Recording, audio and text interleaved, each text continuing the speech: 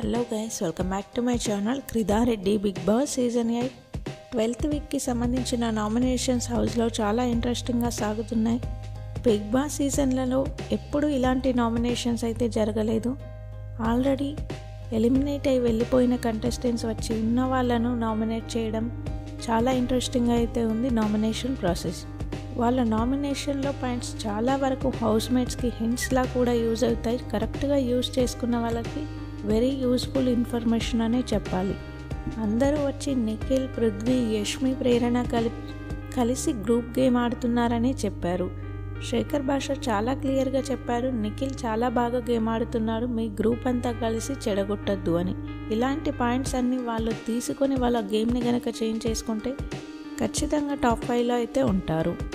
ఒకసారి voting analysis ఎలా ఉందో చూద్దాం. టాప్లో నిఖిల్ ఉన్నాడు 30% ఓటింగ్తో.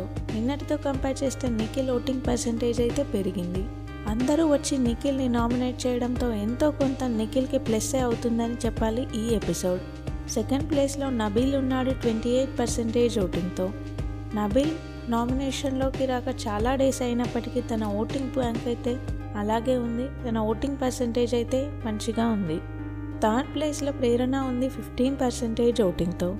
ప్రేరణకి ఓటింగ్ పర్సెంటేజ్ తగ్గిందనే చెప్పాలి.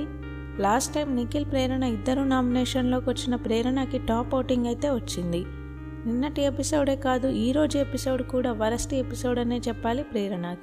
ప్రేరణకి చాలా క్లియర్గా చెప్పారు, నీకు అంత హర్ట్ అయినప్పుడు నిఖిల్ని నామినేట్ చేయకుండా గౌతమ్ని ఎందుకు నామినేట్ చేసావని. చాలా పాయింట్స్ ప్రేరణ విషయంలో కరెక్టే అనిపిస్తాయి ఆడియన్స్కి కూడా. ఈరోజు కూడా సీత చాలా క్లియర్గా ప్రేరణకి పాయింట్స్ అయితే చెప్తుంది. ఫోర్త్ ప్లేస్లో యష్మి ఉంది 13% ఓటింగ్తో. యష్మి కూడా డేంజర్ జోన్ ఓటింగ్ అయితే పోల్ అవుతుంది ఈ వారం. యష్మి గురించి కూడా 100% నిజాలే చెప్పారు వచ్చిన వాళ్ళు. ప్రేరణని ఒక్కసారి కూడా నామినేట్ ఎందుకు చేయలేవు, ఫ్రెండ్షిప్ కాబట్టి, గ్రూప్ గేమ్ కాబట్టి నామినేట్ చేయలేవని ఆడియన్స్ అనుకున్న పాయింట్స్ అన్నీ క్లియర్గా చెప్పారు ఎక్స్ హౌస్మేట్. ఇక లాస్ట్లో పృథ్వీ ఉన్నాడు 11% ఓటింగ్తో. పృథ్వీకి కూడా డేంజర్ జోన్ ఓటింగ్ అనే చెప్పాలి. ఈ వారం క్లియర్గా ఇద్దరు మాత్రమే సేఫ్ జోన్లో ఉంటారు, నిఖిల్, నబీల్.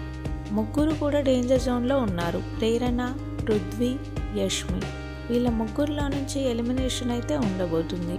ఇది వీక్ స్టార్టింగే కాబట్టి ఎవరు ఎలిమినేట్ అవుతారనేది క్లియర్గా తెలియదు. వీకెండ్ వచ్చే వరకు ఒక క్లారిటీ అయితే వచ్చేస్తుంది. బిగ్ బాస్కి సంబంధించిన అన్ని ఇంట్రెస్టింగ్ అండ్ ఎర్లీ అప్డేట్స్ మన ఛానల్లో ఉంటాయి. కొత్తగా ఛానల్ని చూసే వాళ్ళు సబ్స్క్రైబ్ చేసుకోండి. వీడియో చూసిన వాళ్ళు వీడియోని లైక్ చేయండి. Thank you.